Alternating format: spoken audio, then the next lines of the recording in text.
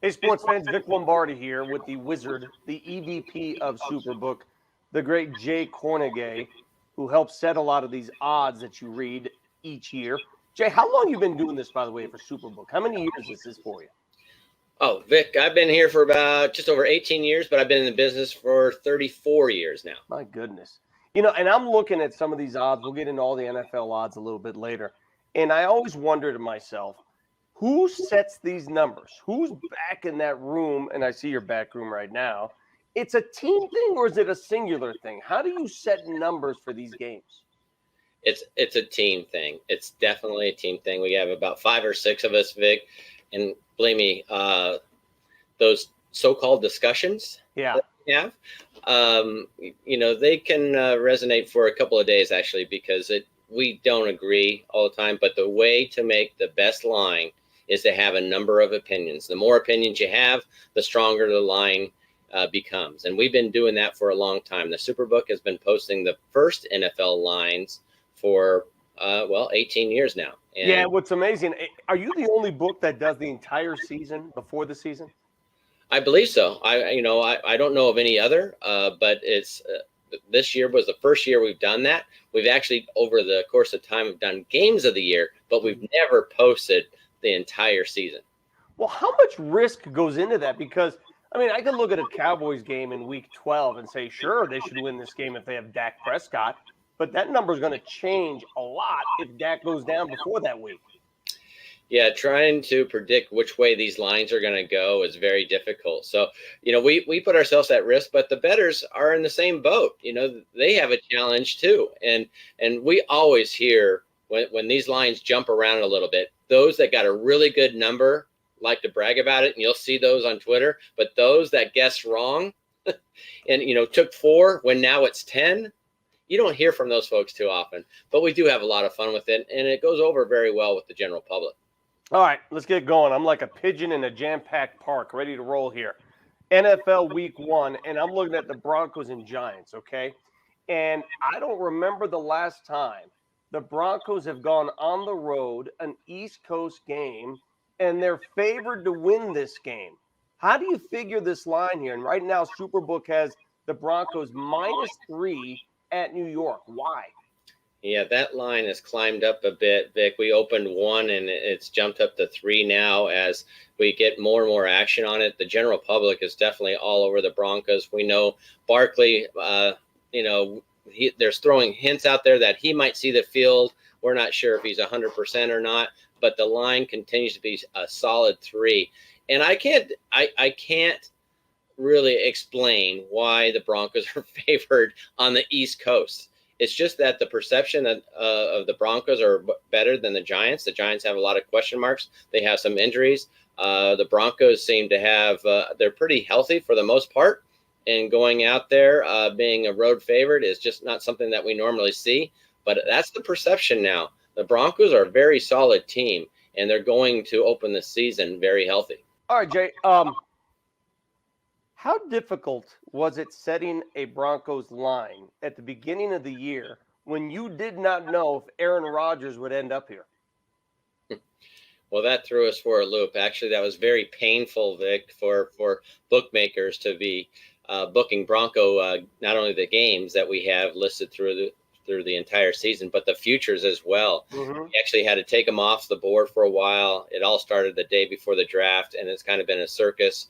Well, it was a circus for a couple of months, but obviously it settled in, and we're moving forward now. Well, the Broncos right now over/under wins during the regular season at 9, and I think that's a pretty safe number.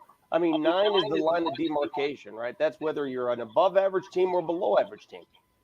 That's about right. And the Broncos total at some books, I won't mention them, but some books opened at 7.5. We actually opened at 9. We thought a little bit more of the Broncos. I think that our book believes in the Broncos a little bit more than others, and that's why you saw the 9 come out of the SuperBook versus 7.5.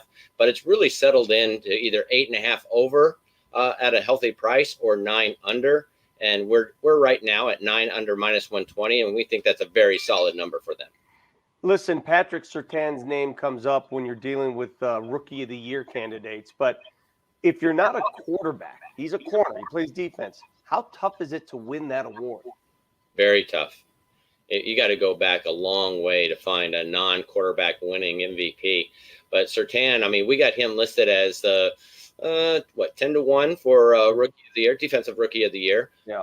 As far as the NFL MVP. All right, now we had Drew Lock at 300. Now we all saw that there was somebody bet 150 on Drew Lock to win the MVP at 300-1. Teddy is at 100-1. So Wow. A few believers in there, and ever since he was named starting quarterback, he's actually received quite a few bets, especially coming from the Colorado area. Yeah, Patrick Mahomes right now leads it at 5-1. Josh Allen's 8-1, and then after that, it's Dak Prescott at 20-1. Let's talk about Dak Prescott and the Cowboys and the opener Thursday night. Cowboys playing without Zach Martin, who's on COVID protocol.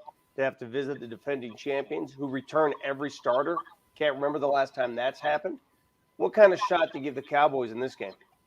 I'm going to tell you, I think that injury is a little underrated. I think that shuffle at offensive line, and that's going to be some problems for the Cowboys. This line opened 7.5, and it's now 8, as we're starting to see a lot of action on the defending champions. They've been a very popular bet throughout the entire offseason, and that opening night on Thursday is no different. We expect this line to go up to 8.5, possibly 9 by kickoff.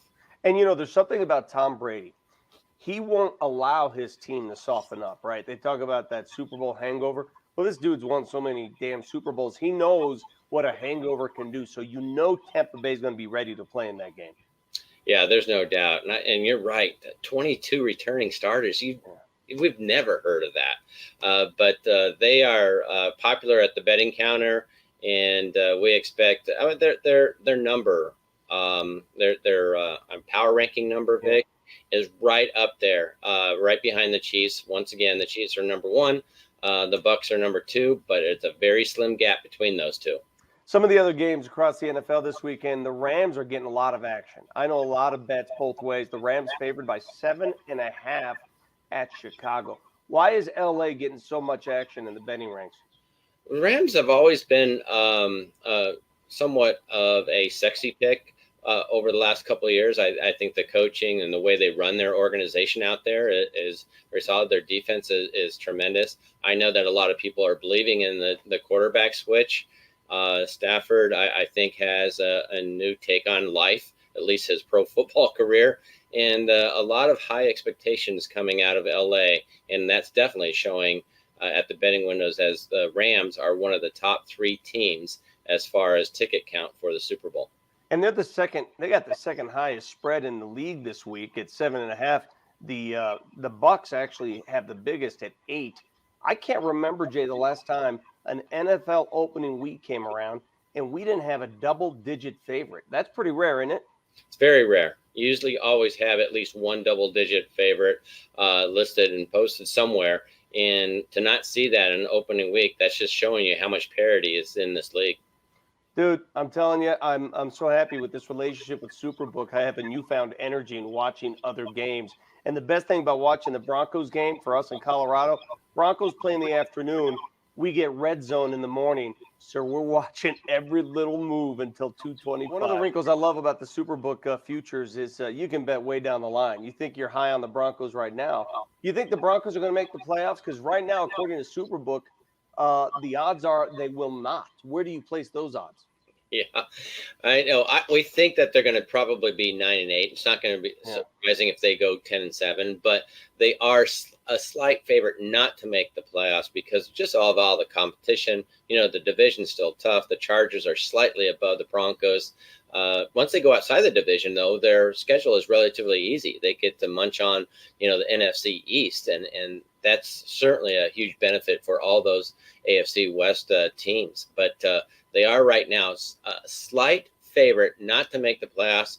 But if you were to ask me instead of those 5 other guys, Vic, I would say they're going to make the playoffs. I was going to say, from a bettor's perspective, when is the best time to throw money down on that? Is it before the season, before you see anything? Because obviously that number is going to change 3 weeks in if the Broncos are 3-0. Yes, it is, and that's what you have to look at. You have to look at the early games, and the Broncos are favored in those first three games, Yeah. and two of them are on the East Coast, which Yeah. is really surprising. So that says a lot about their power rankings. And if they do get off to a 2-1 start, or even a 3-0 start, that 40-1 on the Super Bowl that we have posted is not going to be there after week 3. Wow, I'm looking at it right now. Broncos 40-1 in the Super Bowl. The Chiefs favored to win the Super Bowl. They're at 5-1. You've got the Bills at number 2 at 10-1, along with the Packers. Bills and Packers both 10-1. Why aren't the Bucks are also 5-1. I missed that one. The Bucks are also at 5-1. What do you think is going to take for the Bills to get past that hump besides beating Kansas City? Well, they're going to have to perform better in the playoffs. I mean, they were on a roll last year, and Josh Allen was surprising everybody, including us, especially those that have seen a lot of Mountain West football. But he was so impressive. He's going to have to take that same game that he had for most of the season and take it over, into the playoffs. And they're probably going to have to learn how to run the ball a little bit because they can't protect those leads by throwing the rock around as much as they do. Jay, I saw this ticket today.